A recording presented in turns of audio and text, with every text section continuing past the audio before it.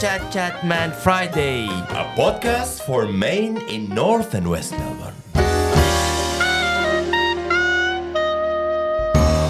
Chatman Friday. Chatman Friday. Hello, welcome to the first episode of Chatman Friday. It's a great pleasure to have one of our first guests. It's Mr. Ariel Valent. Welcome, Ariel. Hello. How are you doing? I'm very well, thanks. What a pleasure to be here. Good. How are you feeling being a guest in the first program? Well, a little bit nervous, Yeah. but it's great to be here in the podcast studio in Errol Street.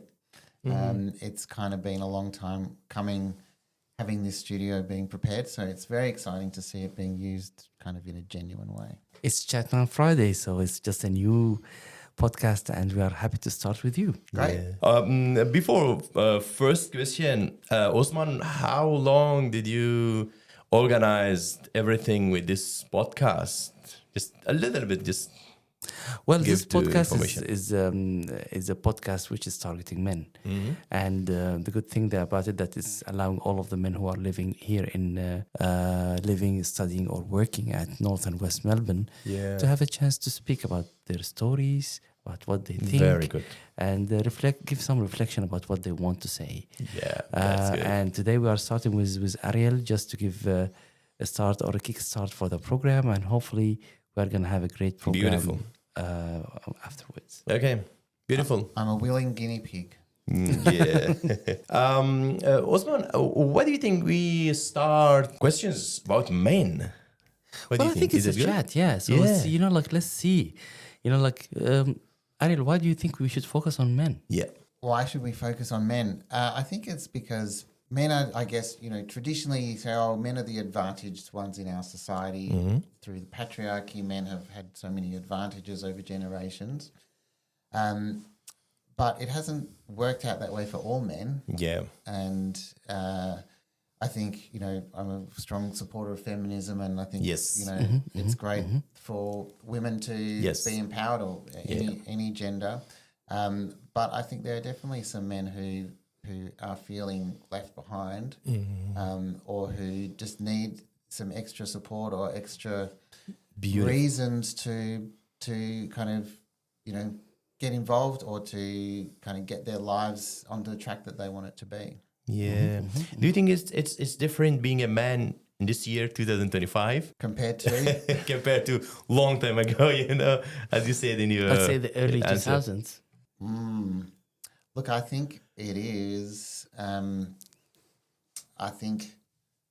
guess, toxic masculinity is something that's kind of, I guess, becoming more prevalent. I think there's always been an element of that, but I think the internet and social media have really kind of supercharged this. And, and the fact that you can, if you're a young man and you kind of just kind of go down a certain path, even if it's not your own path, but you can find that path on the internet, and you can have it amplified by social media, and all of a sudden you're kind of surrounded by this kind of toxic kind of thoughts and culture. In one word, is easier being a man or harder than that time?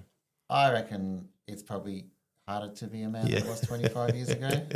Then this means that we need maybe to do a lot of services for men. Do you think that there are enough services for men in the area here, especially at North and West Melbourne? Well, I guess, I've been here in this role for 4 years, and it's something that I noticed from fairly early on was that, I saw a lot of men kind of on the streets who weren't really seeming to know where they should go or what they should do. And so I think that there weren't the right services available for those men. And I guess, what we've been trying to do in the last year or so is try and find out what those appropriate services would be, and to start offering them. Yeah. They need a lot of things to, as a service, to give them in this area. I know, as you said, a lot of men all around the area needs a lot of information, at least, and then some of them maybe they need some like homeless, and I think that it should be very painful, like for for you to be here, as a neighborhood center, and to feel, like that there isn't enough services, or at least there isn't enough attention to those men. Then maybe there is something that we need to do as a neighborhood center. So tell us a little bit about North and West Neighbourhood Centre. A brief history. Okay, well, North and West Melbourne Neighbourhood Centre, some people might know it as the Centre, which was our name until a couple of years ago. So we're a neighbourhood house, and if people don't know what a neighbourhood house is, there are 400 neighbourhood houses around Victoria, and each of us are kind of charged with the responsibility to respond to our local community. Area. So it's really just about the neighbourhood. Yes. So for us, we look after North Melbourne and West Melbourne, but that's not like from Craigieburn to Melton. Right. It's like North Melbourne postcode 3051 and West Melbourne postcode 3003. Okay. All the postcodes, or just some parts of North Melbourne, some part of anyone who lives in those two postcodes. That's good. Yeah, and look, there's no neighbourhood house in the CBD, for example, or Parkville. So we have people from outside those postcodes, but that's our principal target. North Melbourne and West Melbourne, and so we are really led by the community, and we do kind of what the community asks. So we might fill gaps. So if there's a service gap, we might fill that, or even if there's like activities. So we heard that like there was no art class for kids around, and so we said, okay, well, we can probably run that. And so now, just a couple of hours ago, we had 15 kids all drawing and painting. I can hear that, can see them like drawing and writing, and a lot of and you can hear the energy, and you can feel the energy that they are always providing to the place. And that's very interesting. So we do a very broad range of things, and not just in our place on Errol Street, because if you've been in here, it's quite small. So we have other places around North Melbourne and West Melbourne. We offer health and wellbeing programs, Pilates, exercises for older adults. Earlier today, we had a group of seniors go out on a day trip, for like social connection. A lot of our programs are around social connection. So like a morning tea, or a group of Mandarin speakers who get together once a fortnight. We put out a community newspaper. So this is quite a production, the North and West Melbourne News. That comes out 4 times a year, and it's completely volunteer run. And we do a range of events as well. So our biggest one is the Queensbury Cup. A lot of local people would know that one as the Billy Cart Race and Street Festival that takes over Errol Street and Queensbury Street Saturday the 18th of October. And I heard the Queensbury Cup is coming soon, I think. October, around the corner. That's very soon. That's very soon. Well, don't say very soon, Osman. We still have to make it. The advertising will start soon, maybe. But this means that you need a lot of volunteers to do all of this work, because it should be too much to do. Yes, we do absolutely rely on volunteers. So across the year, we would have about 150 volunteers to our programs.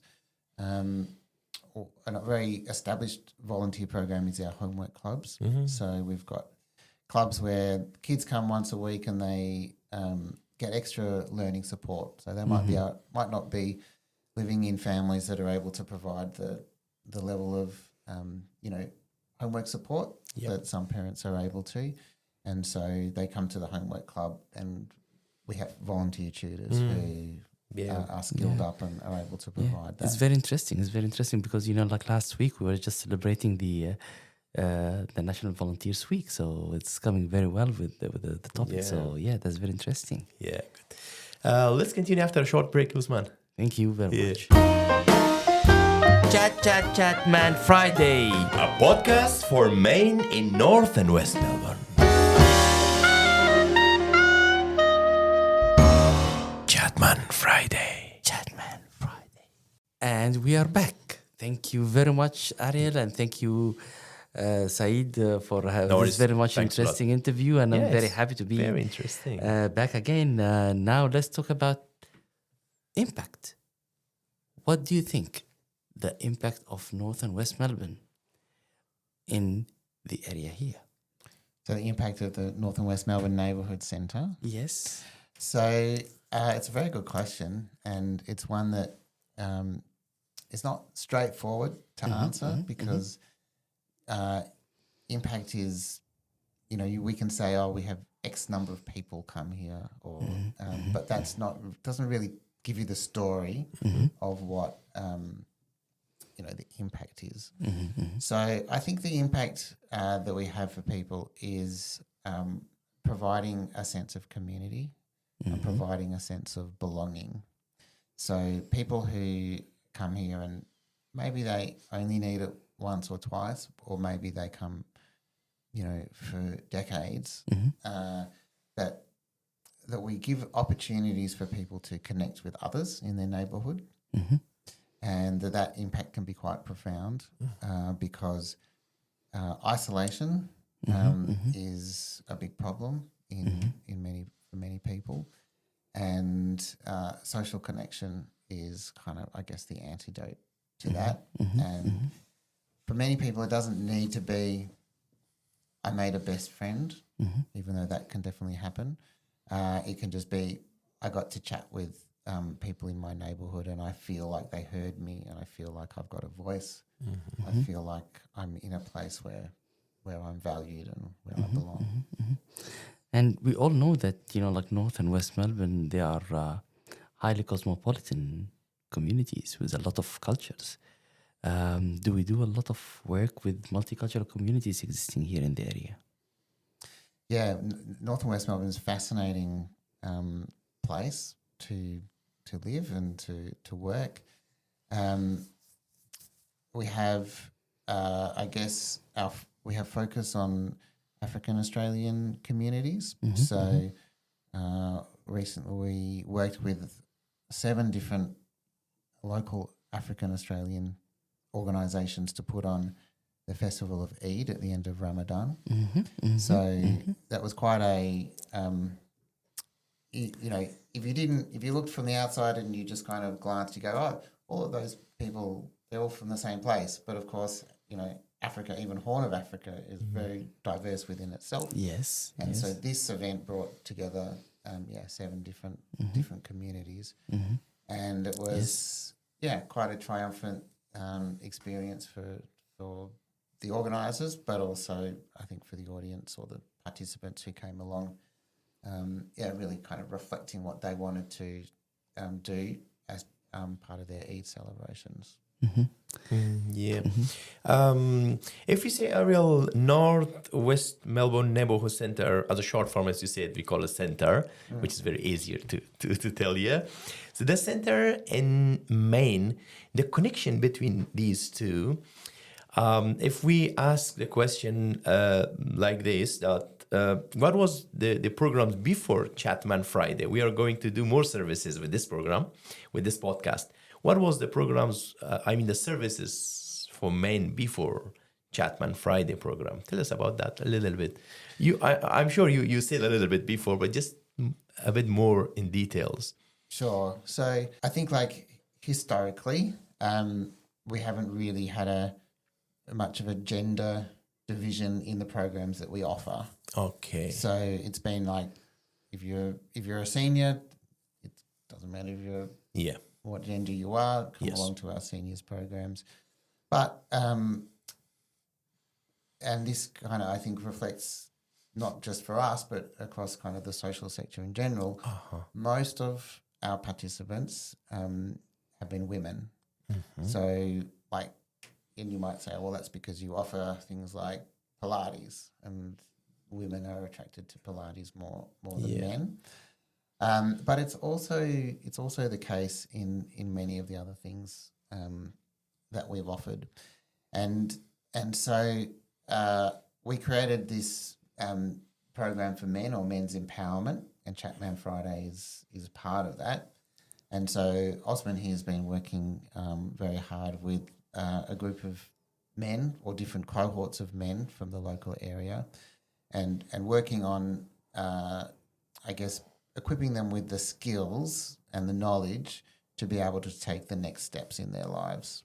Yeah. So a lot of these men have come out of homelessness. They might have mental health challenges, alcohol and other drugs, a variety of circumstances.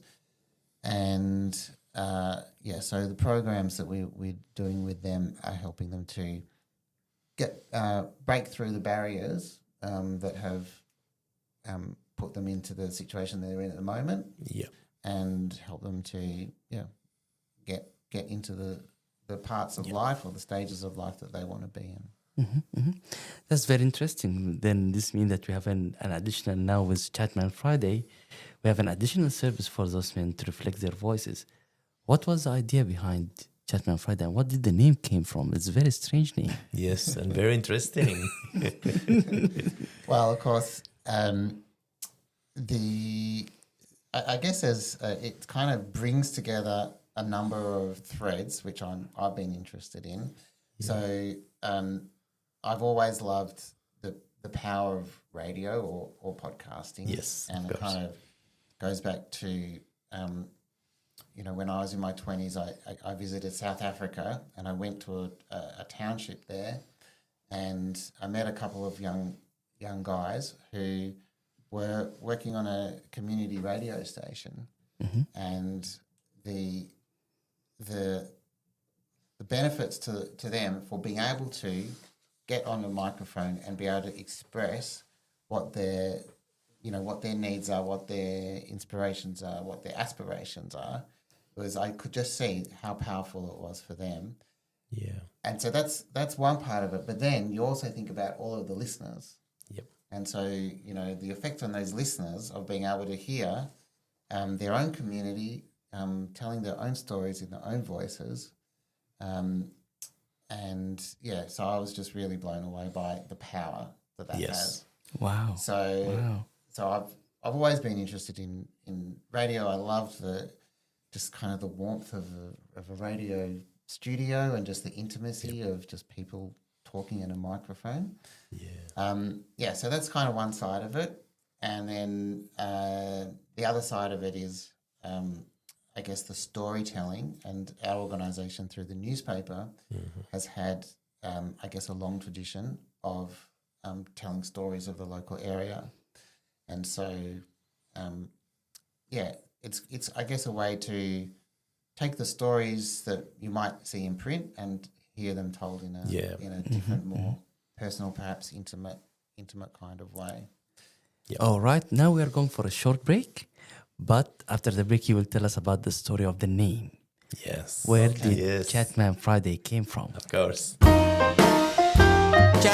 Chatman Friday, a podcast for men in North and West Melbourne. Chatman Friday. Welcome back, dear listeners. Our guest Ariel is with us, still with us. Maybe some 10 more minutes, so we do some more talks. Ariel, you said very good explanation about the podcast and Chatman Friday and being talking on the microphone, storytelling. But you didn't tell anything about the name itself, Chatman Friday. It's very catchy and nice to pronounce. And also, I heard Man Friday is a slang and gives another meaning too. Give us a bit more information about that. Well, some credit to you two as well, because it was a fair number of iterations in this name. well, the Friday. So this podcast drops on a Friday, and I think it's a perfect time, just as people are heading into the weekend, that they're able to sit back, relax, and listen to some good talk. So the chat is hopefully what we're doing, and I think we're all wanting this to be kind of a casual, friendly talk. Casual, friendly talk. Yeah, It's not like a hard-hitting news interview. Yeah. Otherwise, no one will be come to do an interview with us. And then we wanted a way to get the men into the title to make it clear that even though anybody is welcome to listen to this, there is a focus on men. And then I was kind of racking my brain and going, isn't there this thing, Man Friday? Yeah. And I don't think it's slang really. I don't think it's a term that heaps of people know, but it's from Robinson Crusoe. Yeah. The main character in the book, I think, gets washed up on an island, and he actually takes rescues someone from who I believe are said to be cannibals. So he rescues someone and takes him as his loyal friend and servant. So the loyalty, I think, there. Man Friday. And why was he called Friday? Because he got rescued on a Friday. On Friday, and so I think they didn't have a lot of shared language to begin with. And our podcast is on Friday. Friday. That's right. I didn't understand that until Osman explained to me the meaning of Man Friday. So before that, I didn't know, honestly. The man helper, the helper, and gives a very good sense and good feeling about that. Yeah. We're here just to chat and discuss things that might be helpful for men. Yeah, so it means all of us will be a helper and a loyal helper to the others, to the guests coming, to the other people in the community. That's a very good name. Yeah. So from that, what do you think that men can benefit from this podcast? Well, I think, I guess like the story I told in South Africa, I'm hoping that it will have benefits in two forms. One for the people who are doing the talking, and the secondly for the people who are listening. So I hope that Chatman Friday gets to have a range of really interesting guests who are comfortable to tell their story and what it means for them to be a man in the modern day and in this neighbourhood. Some of the challenges that they've faced and how they've dealt with them. And provide some inspiration for others. Yes, of course. And their story can inspire others. So they can learn from the people's stories, the guests, when they're talking. It can highlight also some problems which are existing in the society that people can start to see that this is happening here in North and West Melbourne. So that's why this is something that we need to work on.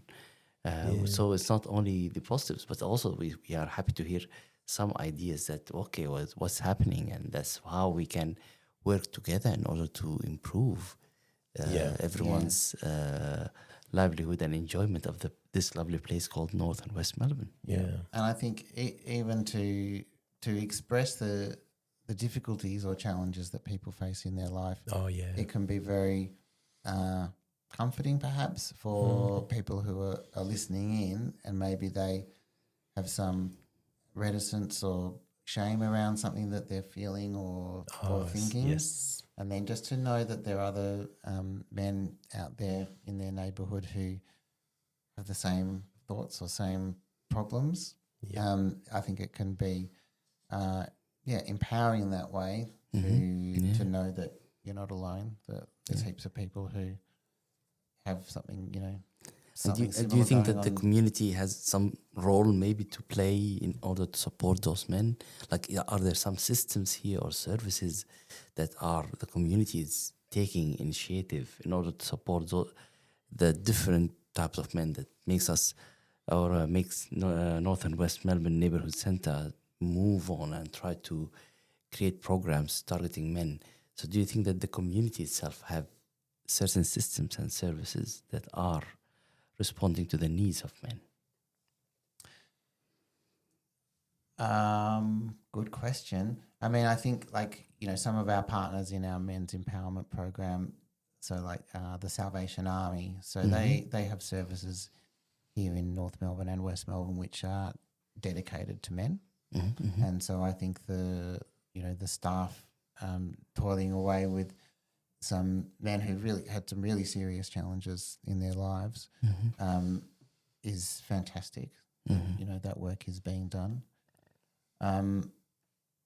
We also have a what's called a transition centre in West Melbourne. A lot of people probably aren't even aware of it, but there's a residential facility where men coming out of the prison system are living, and they're living and working to be released. So they're kind of working very actively on themselves as people, but also their employment prospects and their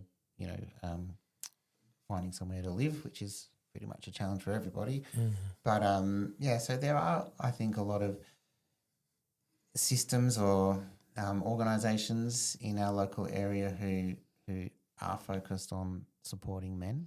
But I also think that we could do a lot more, and I think sometimes it's challenging for community members, particularly if you pass someone on the street who it seems a little bit unusual to you, or you're not really sure what's going on inside their head or what they might be about to do next.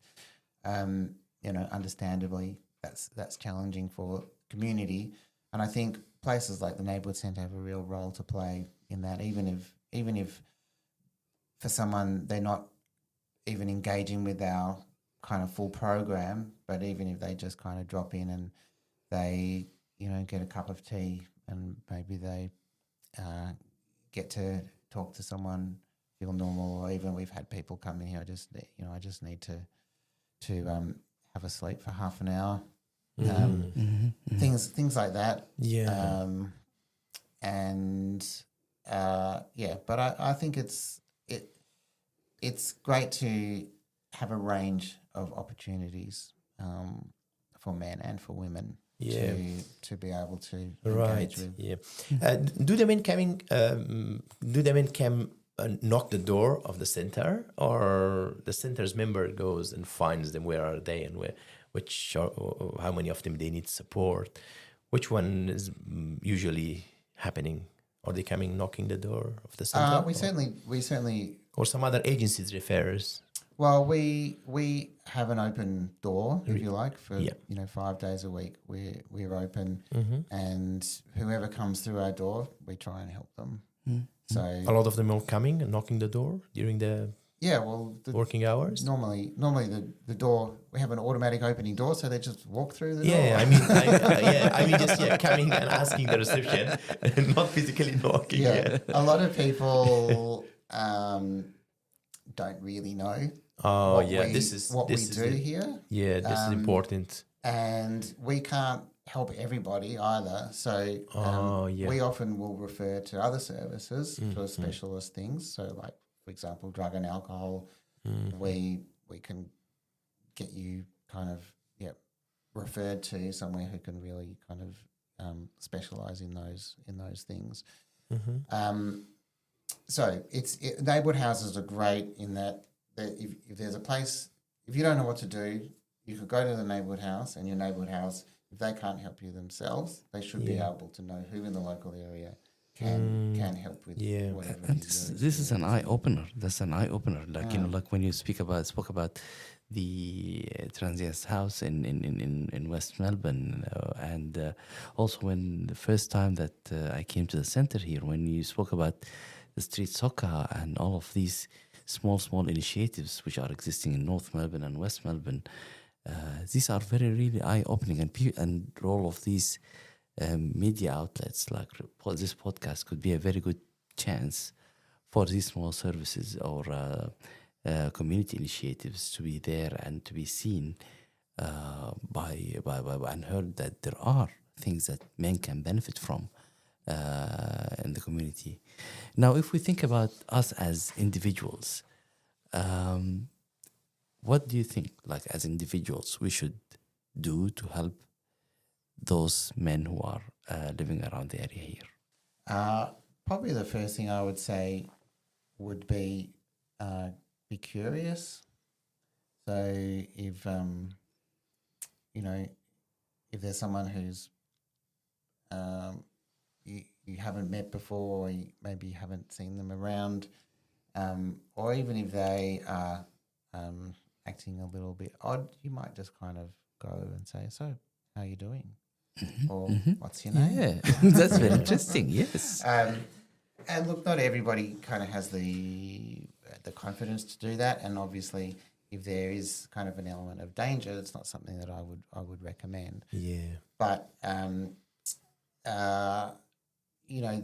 that kind of blindness that I think a lot of people have developed to walk past people who they don't want to have in their community, in their kind of ideal world. I think anyone who lives in North Melbourne or West Melbourne, I think it's like, well, this is our reality here in these neighbourhoods. And so I guess I would suggest maybe lean into it a little bit and just see what happens. Yes. Within the bounds of safety. Yeah, that's very interesting. Yeah. That's very interesting. That's good. So the program went very quick and very fast. We didn't know that's half an hour. Oh. Nearly finishing. Oh, really? It's Just half an hour maybe we have already gone. One or That's two very more interesting. minutes, maybe. Oh, well, that's very interesting. Then let's Yeah. maybe to hear if there are anything upcoming for North and West Melbourne Yes. Neighbourhood Centre. For future plans, or what? If we ask the question like this, when you will see the center in 5 years? Yeah. Okay. What do you think? From now? I'm just thinking about when our production deadline for the next newspaper that's coming up in a couple of weeks. Right. But look, I think if I was looking ahead 5 years from now, I would be hoping that we are providing a welcoming place for everybody. So at the moment, maybe we're focusing more on men, but hopefully, through the work that we and others are doing, that doesn't have to be a focus in the long term. So we could kind of put our focus onto other community segments that are perhaps in more need. Yeah. So I think it's going to be responsive to our environment. So I can't necessarily predict the environment. We do know that our suburbs are going to change and grow significantly. So we know with the public housing redevelopment that's currently happening or about to happen, and also with the Arden area and the train station, which is going to open soon.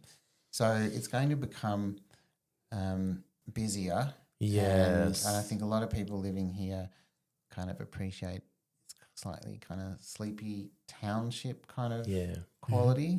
Right. And I think, part of what we can do is help to retain the lovely qualities that is, but also work with what is going to be a much larger and denser population. Yeah. And also, we can say this program also in 5 years. How many programs will be in 5 years? 52 Fridays in 1 year. In 5 years, maybe like 250 or maybe 300 programs. We will have till that time, maybe in our archive, right? Absolutely. Yeah. I mean, I'm amazed. There's some podcasts that I listen to, and I remember listening to the first podcast, first episode, and now I look through the episode on the online. And I go, oh wow, like there's 200 episodes of this. I can't believe I've listened to. I mean, I can't believe they produced that many. Yeah. So here's to Chatman Friday, and a long life. Yes. Welcome to my Chatman Friday. Thank you very much, Ariel, for being with us. I think that we had a very good time, and I hope that everyone is going to be enjoying the time that you have here with us. And it's Chatman Friday. Yes. And you should enjoy it on Friday. Thank you, Ariel. Thank you. Thank you very much. Thank you very much. Me, Saeed, and Osman will be back next Friday with you in the same program. Thank you very much. Bye. Chatman Friday. Chatman Friday. A podcast for Maine in North and West Melbourne. Chatman Friday.